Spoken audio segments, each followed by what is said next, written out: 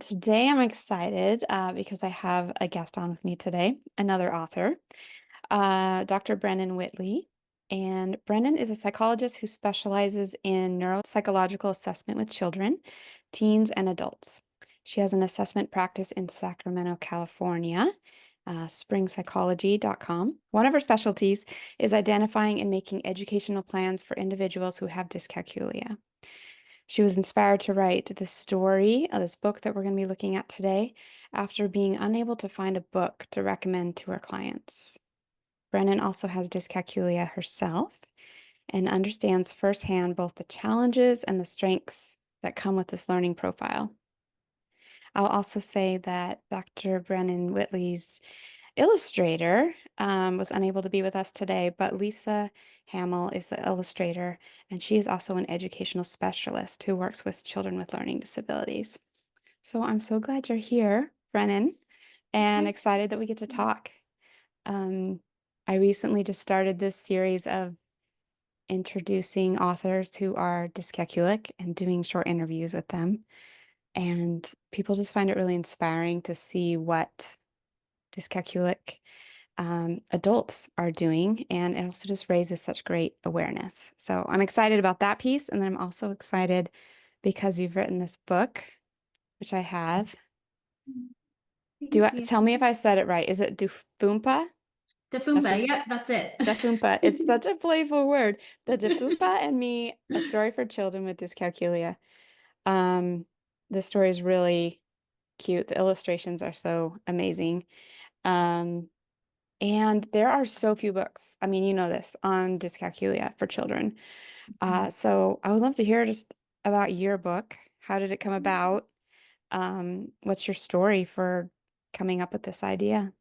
Yeah, thank you so much. I'm so excited to talk with you. And yeah, I became really passionate. I went to grad school, became really passionate about assessment through that process.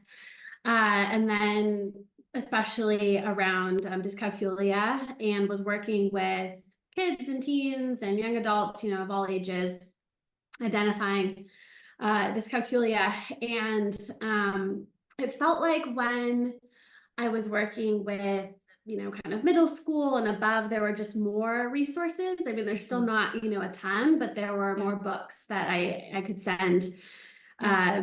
my clients towards. But I would sometimes, be meeting with these, 7-year-olds, 8-year-olds, 9-year-olds, and we would find out, that they have this learning difference, and I would, be like drawing pictures and Yeah. explaining, the strengths and the challenges that go with dyscalculia. Yeah. And it felt like, oh, it'd be so nice if there was a picture book, Yeah. children's book really aimed at elementary school Yep. children. And then on a separate note, I've loved creative writing my whole life, and I've Yeah. written lots of stories, but always found kind of the publishing process to be daunting. Kind of the part I really liked was creating the story. Hmm. But I just felt really committed to there needs to be, kind of this resource out in the Yeah. world. And then I connected with Lisa, who, yeah, kind of brings her educational expertise and is this Yeah. phenomenal illustrator. And so there was, a lot of excitement and momentum that she brought to the project, and being able to work on it with her was Yeah. was really exciting. Yeah. That's so great. I love how you guys connected over that. And you're right. There's a lot more options for books on other neurodiversity. Um, but dyscalculia is just kind of this void. So, um, I love that. I'm curious about the characters, Charlie in the story and, the monster character, the Dafoompah. Yeah. And, how did these come about? Are these images or experiences from your own childhood? Are they things that you're hearing and, seeing with your clients that you're working with? How did these two characters specifically? Yeah. Yeah, that's such a good question. So yeah, kind of the main character is Charlie, who is going on this quest because she has all of these challenges that are coming up for her with Yeah. math. I definitely, in kind of working with a lot of my clients, I was seeing similar patterns of Mm, strengths and challenges. yeah. Kind of the kids I was working with, so often so curious, so creative, so bright, Yes. Yes. adventurous, kind Uh-huh. of passionate about the world and just, kind Yeah. of learning more. And so I really wanted to embody a lot of those strengths and those Hmm. characteristics in the main character so kids could see not just the challenging parts Yeah. that come with dyscalculia, but the, kind of strengths as well. Yes. Um, I love that. but yeah, definitely the challenges were very much informed by some of my experiences in early childhood. There's Yeah. a part of the book where Charlie isn't able to finish the like math task that was given in class, and Yeah. kind of just feels the shame of everyone else Yeah. has finished. Why haven't I been able to? Yeah.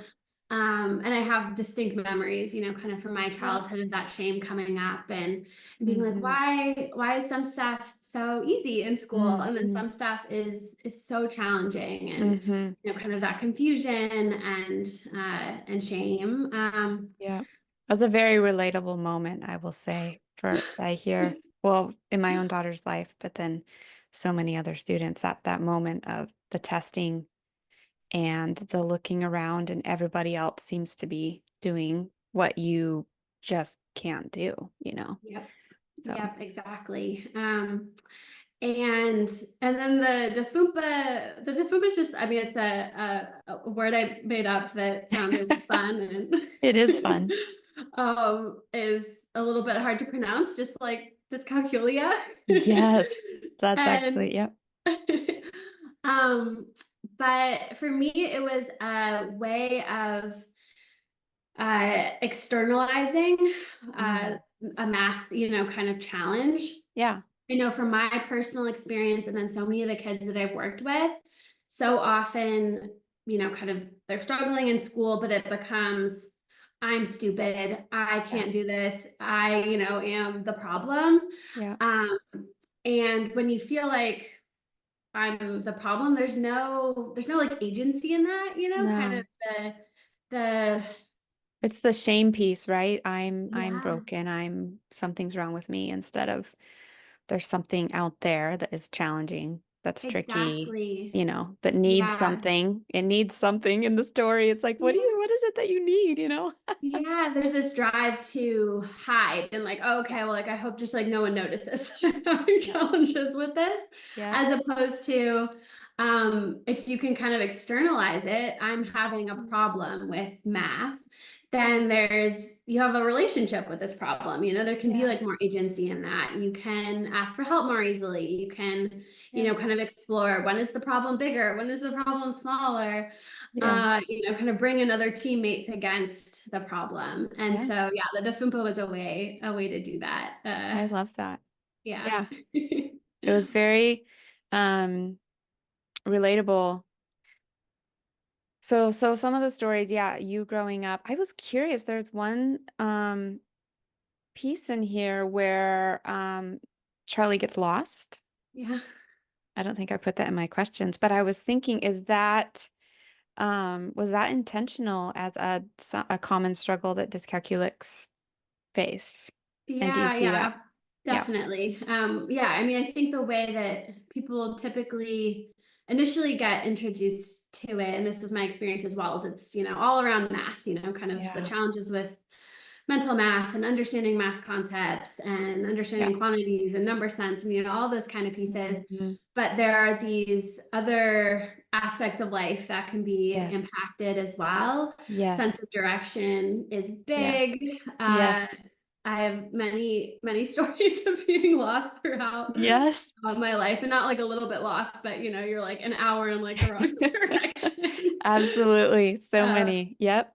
thank goodness, for GPS and Yeah, it's but true. still, there are challenges that can come up with that. Yep. And so yeah, I definitely kind of tried to put some of those pieces in there as well. And I mean, there are other aspects that I see kind of with clients and, from my own experiences as well that didn't make it into the book, but kind of the challenge with left versus right and Yep. um I remember like as a kid, the game Twister, where they're Yes. kind of like calling Oh out like no, that left, sounds, yes. left hand, right foot, like, Oh, and I just remember that game being really stressful. yes, yes. And so there are, kind of small things like that that Hmm. uh, impact Yeah.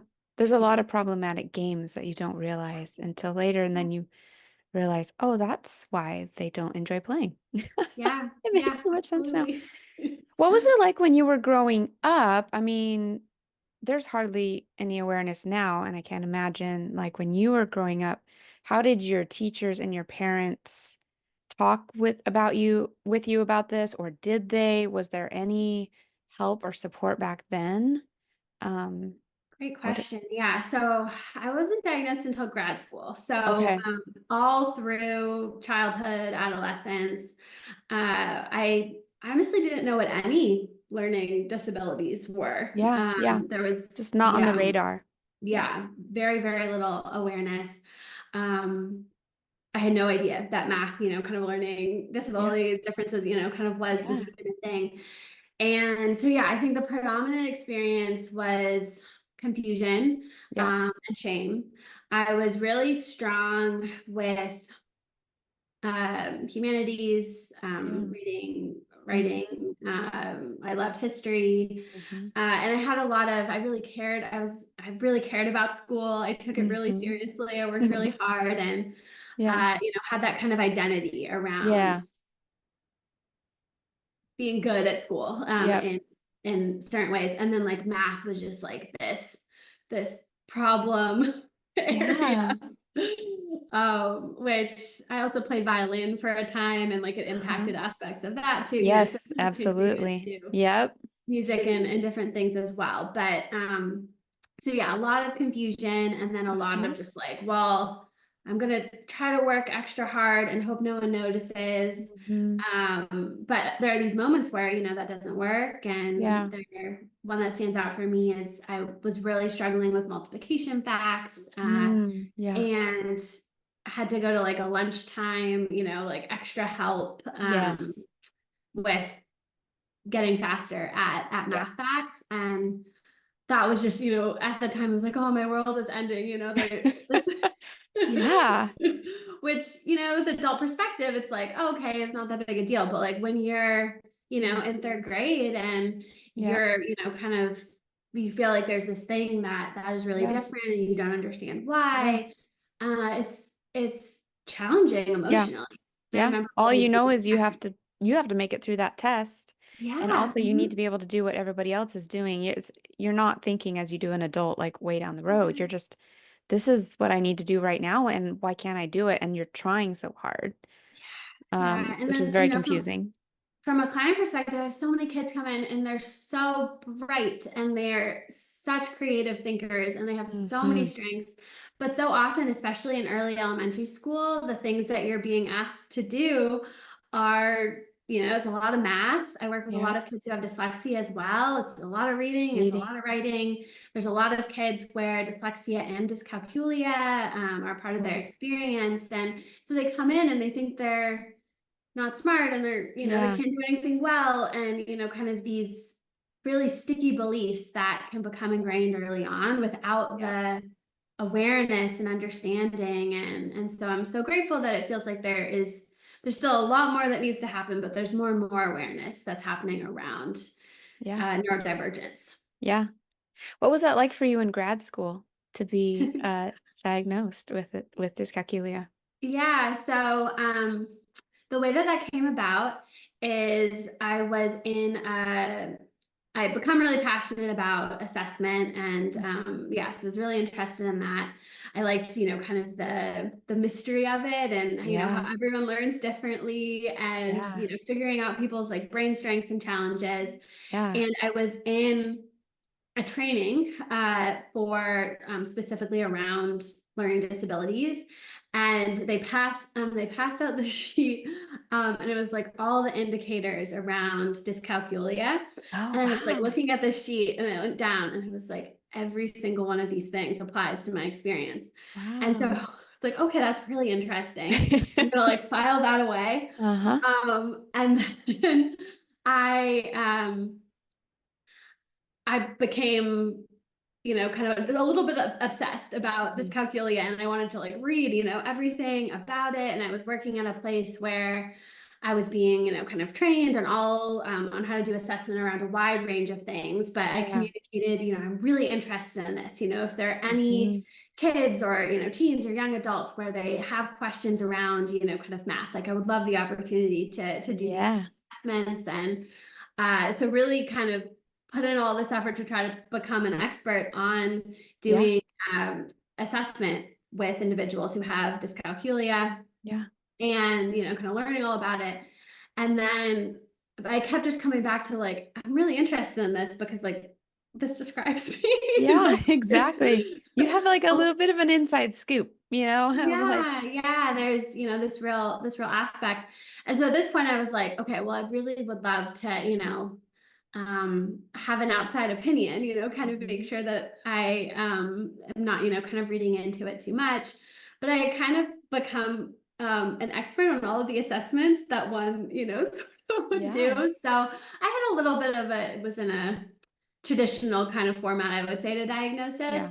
but reached out to a colleague who was also an expert on Yeah. dyscalculia, and was like, here, this is what I'm seeing, this is my history, kind of all Yeah. that sort of stuff, and got a diagnosis, kind of that way. Yeah.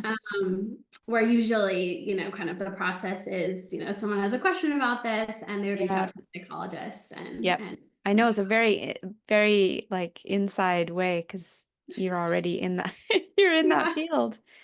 Was that relieving or did that change how you saw like your difficulties with different things?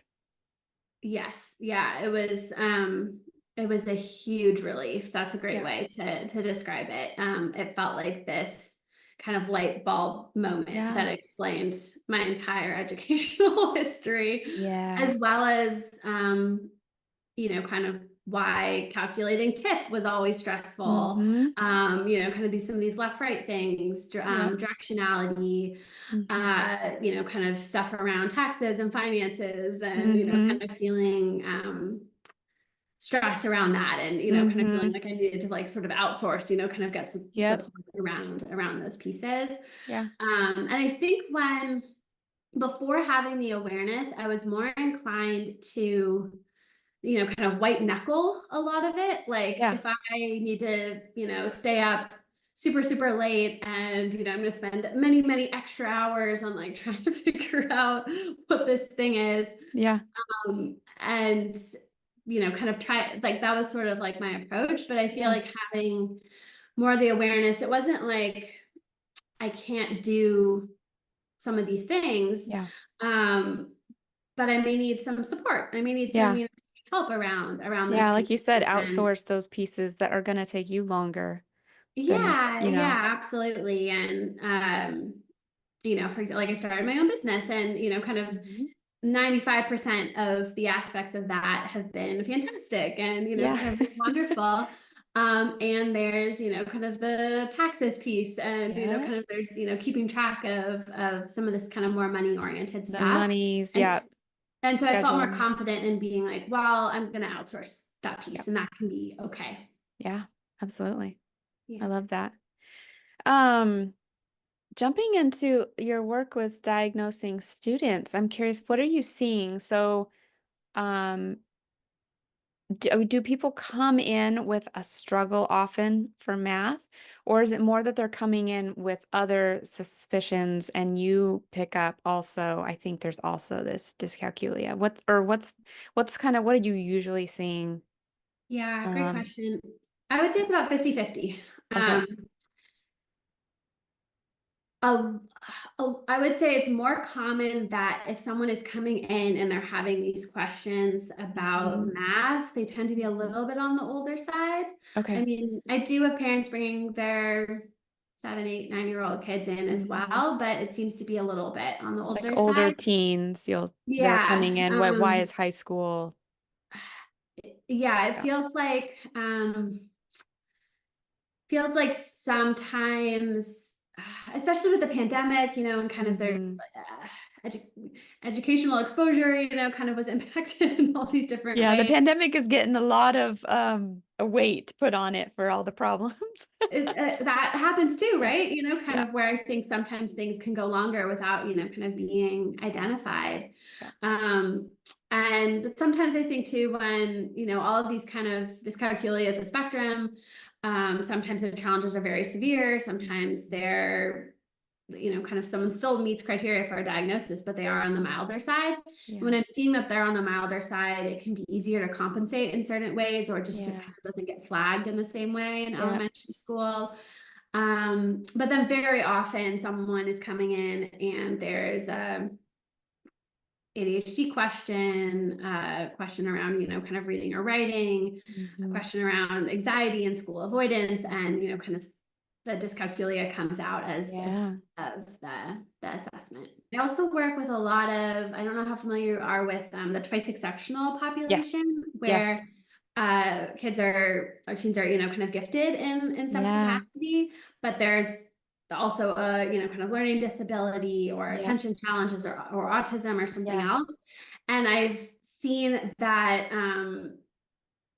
because there's this compensation that often happens, Hmm. sometimes it can take a little bit longer to get that Absolutely. identification. Absolutely. Um, I and think there's still, I they, mean, because my daughter is also 2E, and I think that was kind of some of the hindrance to getting early help and early testing was you look at this, student who's kind of like a Charlie in here of who loves school and is creative and like good at so many things. And then you're just like, oh, well, there's this little problem over here, but we're not going to really look at that too much. So it kind of being the twice exceptional and having these other amazing gifts can, like you said, yeah, it prolongs that we don't address it as soon, because we're just like, they're yeah. fine. And teachers kept telling us, she's great. She's a great student. There's no worries, where if a student is more discouraged and down and depressed, maybe in the older grades, that's more sign of like, oh, let's get this student some help, right? So, um, Absolutely. And I mean, I think oftentimes the way that kids make up that gap hmm is extra time and extra stress, yep, so it's spending many extra hours at home on schoolwork, it is. experiencing a lot of anxiety Yep, around needing to perform, kind yep, of in a math setting, yep, especially if there's, kind of that time component. yep. Um, It's true. Sometimes the challenges are more subtle. Yep, And then it's not until you're really kind of digging down into the processes yeah, that contribute to being able to, kind of learn these math skills that you're seeing the really significant challenges. yep.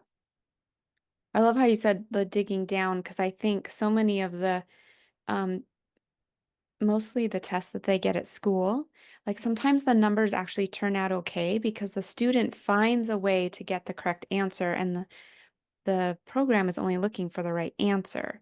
But when you step into having like an evaluation with a psychologist like you get to sit and observe how are they getting there? How did they get that answer? And you get to ask that question and then you find out, wow, they're using really early counting skills, their fingers Mhm. or doing dots and they're getting the right answer, but with really less developed like methodology. And so then you can see like, oh, we might be dealing with dyscalculia here. Um, The process is everything of the how they get process is there, everything. exactly, Yeah. as you were saying. And yeah, when I'm doing an assessment, I do kind of two levels of Okay. testing. So one is that, kind of more functional, maybe could be a word for it, kind Okay. of that more like straightforward math that maybe would be math that kids are doing in school, but I still get Okay. to see the process. Sometimes you Mm-hmm. see, the tally marks or the dots Yeah. and kind of counting, or how long is it taking? How What is long? Yep. the, kind of emotional experience around it? And then Mm-hmm. I also will do tasks that are really looking at those, underlying processes. Mm-hmm. The Pfeiffer assessment of mathematics is one of Is my that my one you like? favorites. Yeah. And yeah, I mean, it's really looking at, kind of the number sense, Yeah. the kind of verbal ways that, Right. being able to, there's a language, kind of base component to Yeah. mathematics as well in terms of, kind of memorizing math facts, Yep. kind of understanding math terms, So kind of many being able math to weird recall. languages. Yeah, Yeah. absolutely. And then the number line, kind of holding that information in your Mhm. head as Yep. well, and really being able to drill down, because it's different for everyone too. Yep. Sometimes there are certain challenges that it's all under this dyscalculia umbrella, but Yeah. certain, kind of aspects are being impacted more than others, which can Yep. inform the intervention piece as well. Absolutely. Practical question. Do you Yeah. do online assessments or do you do mostly in Question. person? Yeah. Um, yeah, and then do you do like kind of short screeners just for dyscalculia, or is it best to come in or book something for like a full evaluation, comprehensive Yeah. testing? Yeah, great question. So, I don't do evaluations online, but I Okay. do like 1 hour consultations, Yeah. kind of to talk about, because someone's history, the Mm-hmm. specific problems that are potentially coming up, Yep. whether, kind of testing could be helpful or not, or, just kind of the Yep. resources that are out there. The Yeah. reason I don't do online Mm-hmm. evaluations is some of the best tests you can't administer Yep. via Zoom. Yep. Uh, but then in terms of the actual, testing, in person, I do have lots of different options. I mean, Yeah. really, each testing plan is tailored to the person and what, Yeah. kind of What comes up wanting. in your meeting of, yeah, Exactly, yeah, what challenges? they're Yeah. wanting to get out of it. Mm-hmm. Um, for someone who, kind of is an adult, maybe the testing isn't that helpful, Yeah. but uh something that we can do, via a consultation online could be helpful. Yeah. Um, or maybe they do want to come for testing, but we're really doing a very small, kind of Yeah. testing plan specifically to answer the question, do you have dyscalculia or not? And what Yep. are kind of the resources that are going to be helpful? Yeah. Typically, if it's a younger child, I recommend a more comprehensive evaluation because Yeah. there's so much overlap between Totally. dyscalculia and ADHD and Yeah. dyslexia, dysgraphia, some of these other Yeah. pieces. It's helpful to get a more comprehensive picture on how this Yeah. child learns best because you can use that information for their entire Oh education man, it's history. so helpful. I mean, I remember going back to our psycho psychologist report like for years, just Yeah, being that's the like, goal. because there's so much information in the 15, 20 pages, and you're just like, Yeah. oh, you learn all kinds of things. And I loved, as a side note with ours, that's how we learned our daughter was 2E. Like I didn't realize because the school, even though they did their testing, they weren't necessarily looking for what your student's really great at. They're just looking for Mhm. what needs to be fixed. And so we were so surprised to get um, the neuropsych evaluation and to find out there were these areas where she was just above average in.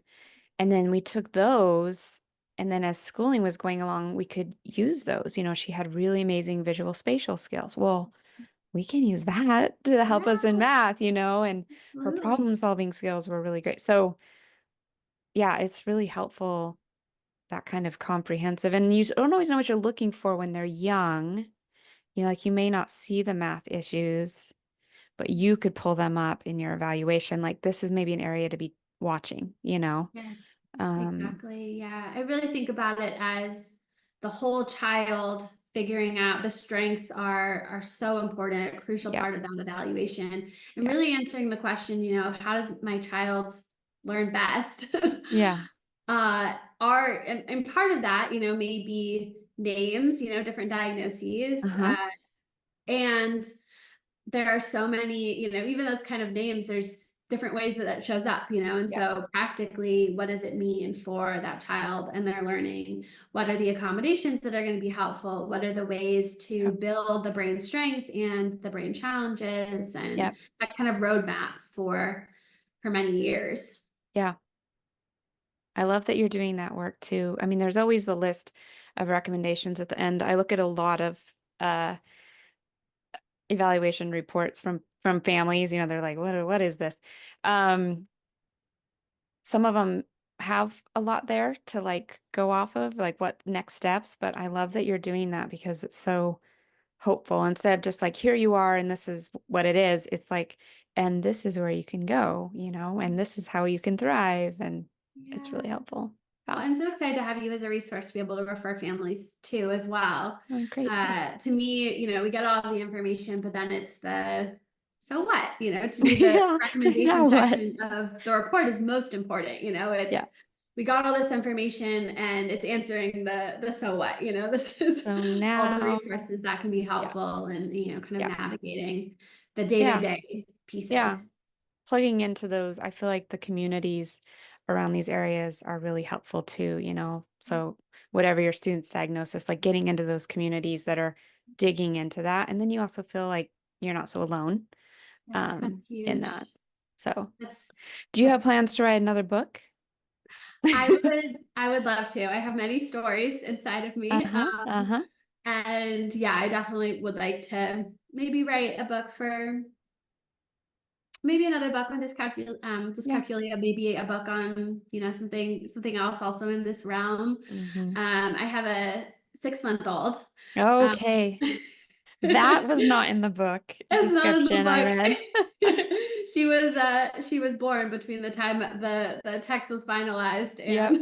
and And now, yeah. and now. So yeah, that is taking up a lot of Oh, my man. time and is very fun. Hmm. But yeah, all consuming in a good way. So yeah, not no immediate plans, Yeah. but But you definitely can see it happening down the yes. road. Yeah. Yeah. What are some of the places you do like to send people, like experts that you like or books you have read when you're sharing with families? Like, who do you like to send them to? Yeah, absolutely. Yeah, so there's a lot of great resources out there, even though, there can be more, but there's some good ones. If it's more of adolescent or young adult, the first book I ever read when I was kind of first learning about this was Paul Moorcraft's book. It just doesn't add up. Yeah. He kind of talks about his personal journey and Yeah. experiences around that. So yeah, that is a really great one. That's relatable Um, to adults too. yeah, absolutely. Um, if a parent is really interested in understanding what is this? What does it mean? The science, the brain differences. I mean, Yeah. Brian Butterworth, you mentioned earlier, kind of amazing Yeah. That's my resource. favorite. He's coming out with a Yeah. second edition. Oh, that's He's working on exciting. it right now. So yeah, that's one of my favorites too. I love that. And then in terms of support, I always recommend that families work, kind of with an educational therapist or, someone who Yeah. kind of has that lens for not just, whatever your child is working in that moment with Yeah. math, but really building number sense, kind of Yeah. building some of these underlying skills. Yeah. There's a Made for Math is a company Yeah. that can work with people all over the place. Adrian's great. Yeah. They provide, yeah, kind of online support Yeah. and but they still will like send you stuff, so it's like very interactive. And I've heard Mm. really, They have really some great great things. videos Great videos, online. yeah, really, Hmm. really great resources. And then there's also educational therapists all over the place. They can be a little, it depends where you are, right? Yeah. Some areas it's a lot easier to find than others. And then my favorite website in terms of breaking down some of this complicated information is I really like understood.org. They're Yeah. really great for dyslexia, ADHD, Yep. other That was where things. I first learned about dyscalculia was How a Google cool. search.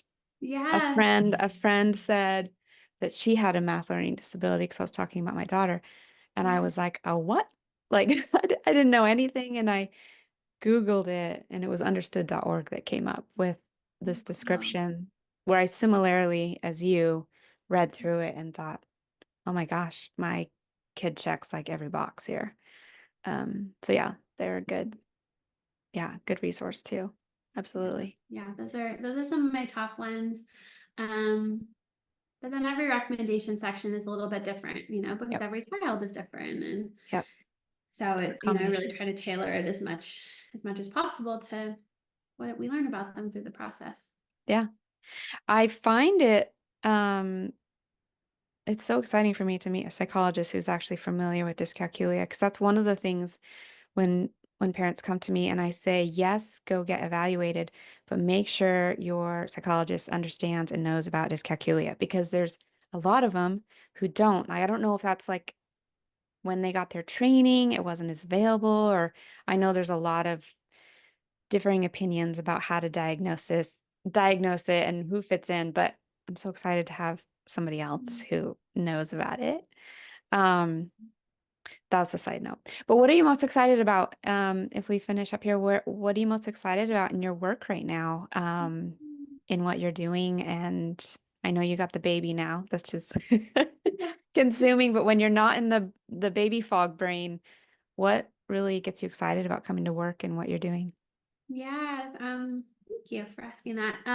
It's been really exciting having the book out in the world, as it's allowed me to just connect with more and more Yeah. people who are in the dyscalculia world. Yeah. And I love nerding out and talking about all of this. And Uh-huh. really, yeah, it's just very fun and exciting.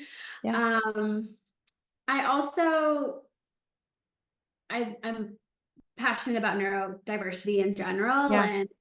And more and more we're finding out the ways that autism can present, especially Yeah. in adolescent girls and young Yeah. women, and masking, and Yes. different ways that can show up.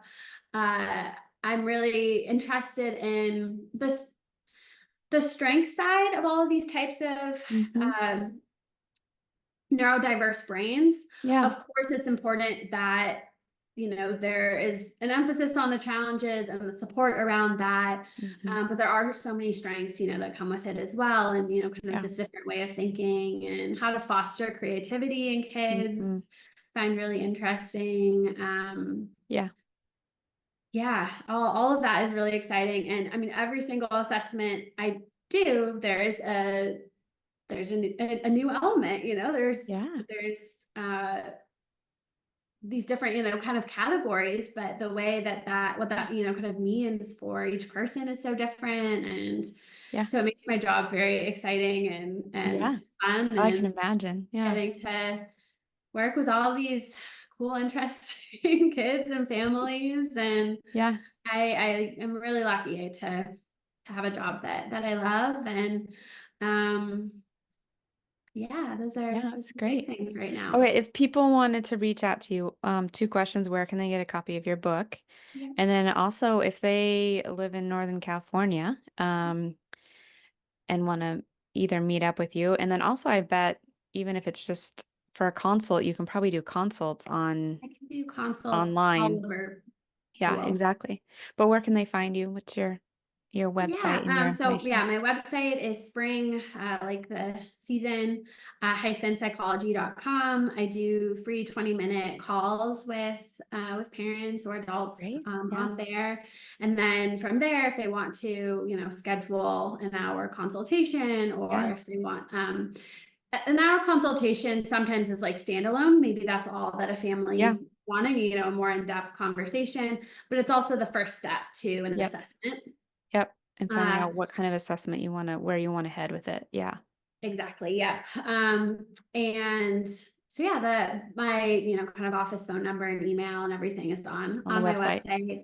And Great. then, yeah, in The terms of the book. book, it's, Look at these pretty much. Oh, cute Lisa illustrations. did the most phenomenal job with the She did. illustration. She's It's so talented. whimsical. I mean, the writing is whimsical too. Um, my daughter is 17 now, but she read it and she was like, "Oh my gosh, this is so relatable." Oh, that means a So lot. That's it's really, fun. yeah, very meaningful. And yeah, it's Lisa just sort of took the story and brought it to life in the most beautiful way I could have ever imagined. And so I'm so grateful to have worked with her. And yeah, hopefully we'll do another book together in the future. But yeah, the book's available pretty much anywhere that Yeah, you would order a book. Barnes and Noble, Amazon, Walmart. The publisher is great. Gifted Unlimited, so you can also get it Yeah, directly from their from website. them. Awesome. Well, thank you so much for talking with us today. Um, and I think we'll close with that. But don't go anywhere because I have more questions just for you. Yeah, sounds All right. good. Thank you, Brennan. Thank you.